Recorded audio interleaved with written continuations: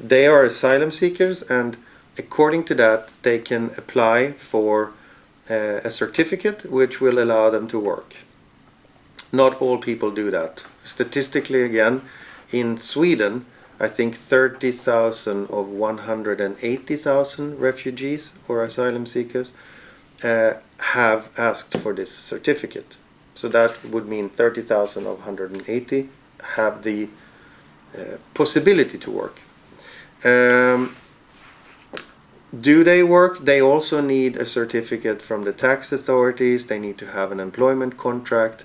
And as far as I know, and I'm not an expert really on how well or not well this system works, but as far as I know, there isn't a lot of people who actually find employment, because you get employment then perhaps for 3 months at a time while you're waiting for your application to stay and remain in the country, and what happens with that.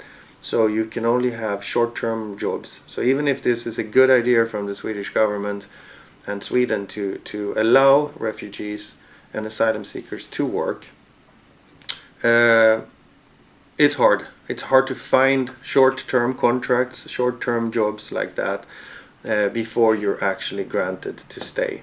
Because when you are allowed to stay and you have your papers in Sweden, as anywhere in Europe, then you can get access to language schools, and you can access a lot of other services which will allow you to be entering the labor market in a different way. But theoretically, it's there. In practice, my guess is very, very few people actually use it.